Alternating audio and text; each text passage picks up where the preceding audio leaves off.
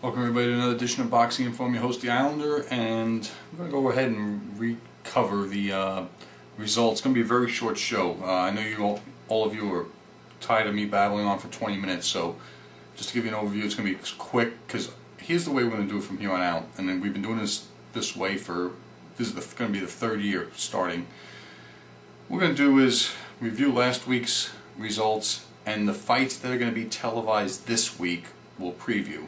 So week ending, what was it, the 11th, January 11th, which was yesterday, we're going to review those bouts, and I'm going to go over them real quick with you. The only thing we covered in the preview show was the premiere of ESPN's Friday Night Fights, in which, it's here in the U.S., Juarez Gamboa headlined that card. There were 3 fights that they had showed, and all 3 fights from Prim, Nevada had chronicled the former Cuban amateur standouts. Of these 3 fights, the first one, in which a gentleman named Larrra, I don't know his first name, Larrra, scored a first round TKO over Rodrigo Aguilar. High contact, very impressed with this guy for a 4-rounder, and this was in the junior middleweight division.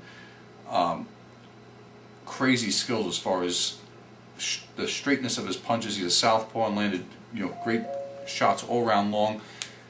Aguilar tried his best to dig shots to the body and finally got rocked at the end of the first round, and a right jab with a straight left behind it right through the middle of his guard, put him flat on his back, and he got to his feet and they stopped the fight rightfully. He was going to get hurt.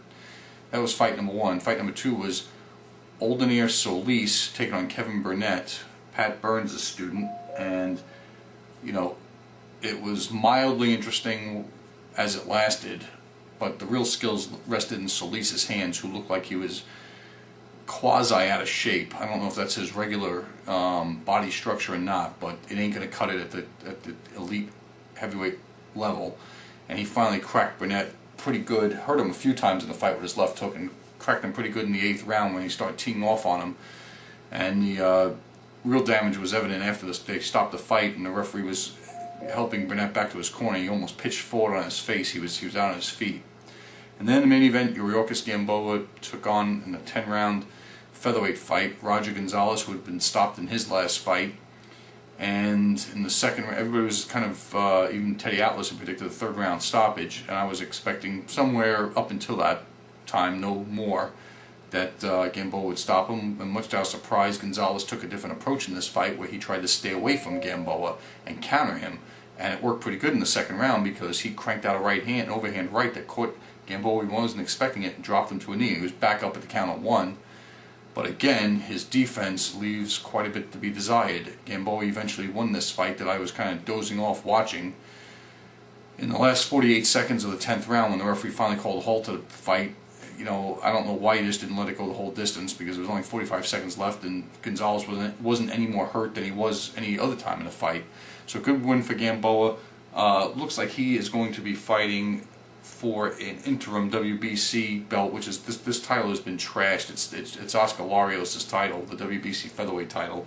It's been trashed ever since Jorge Linares decided to move up in weight, because you got Larios, who's not allowed to fight in the United States. He's just suffered a brain bleed in his fight against Linares. He's been fighting in Japan and Mexico, and now he's on the he's hurt. He's on the cuff, and he's going to be fighting, I guess, Elio Rojas, who's supposedly, a real rough, tumble contender, and was expected to beat Larios, and Gamboa's going to be fighting him, and then the winner's going to be mandated to fight Larios. Okay, in Germany on the 10th, which was Saturday, doubleheader here, a mild upset in one fight. Karoli Balze of Hungary, Balse, scored an upset unanimous 12-round decision over Dennis Inken. Mild upset. I didn't see this, but don't get me wrong. And supposedly Balse was separating himself from Inken as the fight went on. Neither one of these two guys would be competitive with Joe Calzaghe for very long. Maybe they would go the distance, I don't know. In the main event, business as usual in the light heavyweight division, in which Zolt Erde retained his title by unanimous 12-round decision. It's the instant messenger. Bear with me 1 second. Just waving the fight off. In which Zolt Erde retained his WBO light heavyweight belt for the umpteenth time against Yuri Barashian, in a fight that was just typical of every other one of his, from what I understand. That's it for the results. All right, real quick, this week's fights. The 16th, Friday Night Fights in Key West. We can only just imagine being there. ESPN. 2 fights on the card. Buddy McGirt Jr. is going to be fighting Angel Hernandez in, I believe, a super middleweight contest. And then Aramisal Albert, as we might remember the last time I saw him anyway, he was on the receiving end of a first-round knockout at the hands of James Kirkland. He's going to be taking on to be determined. Somebody backed out of this fight, and I forgot who it was, got sick. If you remember, just post a comment. Also that night, Showtime has a Next Generation card in Tulsa, Oklahoma, in which Leonelio Miranda is taking on Orlando Cruz in a 10-round featherweight bout. Saturday night, the big fight for us here in the United States and as well as around the world. In Biloxi, Mississippi on the 17th, WBC welterweight titleist Andre Berto makes title defense number 2 against Luis Collazo, former WBA titleist who lost his belt in mildly controversial fashion to Ricky Hatton some years ago in Boston, Massachusetts. Alright, what do I think about this fight? Not that some of you really don't care. Well, I wonder to myself, is Collazo really that big of a threat to Berto for Lou DiBella to and Berto's people to really risk putting him in with this guy? I guess he might be the lesser of several evils, but think about this. Defensively, he's going to give Berto some trouble. His speed's going to probably give Berto some trouble. And unlike Steve Forbes, Collazo actually can hit with a little bit of snap in his punches. A lot more than Steve Forbes hit Berto with. And Steve Forbes found a home for a lot of his shots over and over again.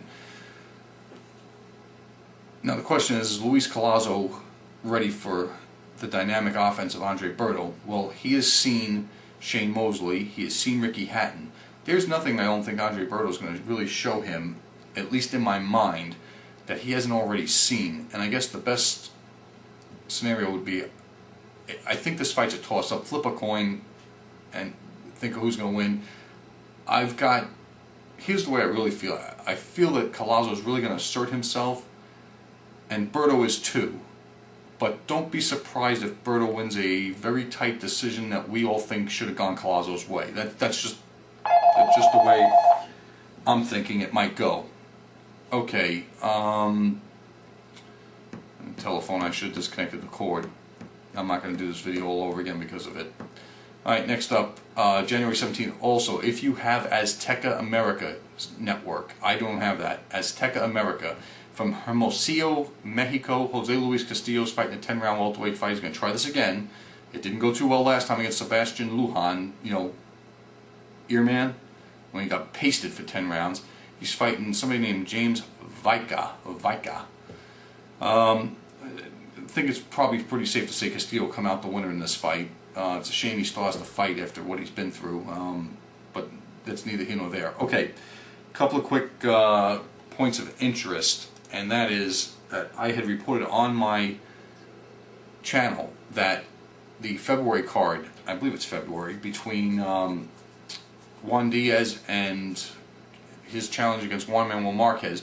Originally, Rocky Juarez was supposed to be on that card in Houston at the Toyota Center against WBO featherweight champion Stephen Luovano. Top Rank and Golden Boy couldn't come to terms for Luovano, so Golden Boy owns the rights to WBA featherweight champion Chris John when he fights on this side of the international date line. They have lured him into fighting in Houston and defending his title against Rocky Juarez. This will be Rocky's 5th and final shot. Shouldn't say final, but probably his 5th and final shot at a world title. A lot of you were asking, wow, he's really stepping up. They must have, listen, he's taking less money to do this, Chris John. He was paid $200,000 in his last title defense over in Japan. Richard Schaefer has said he is getting paid considerably less money. I don't know, maybe $150,000, maybe $125,000. I don't know. I don't have the exact figure. But what the case is that he's taking less money to get the huge huge exposure of fighting on regular HBO first time out of the gate. Whereas a lot of fighters, when they're brought over either from Europe or something, they're buried on an undercard somewhere on a pay-per-view fight. So this is like a big opportunity for Chris the Dragon John when he defends his title on that same card against Rocky Juarez, and we'll talk more about that. So next week's going to be a recap of these fights on top of a preview of Mosley and Margarito. Thanks a lot, everybody. Take care.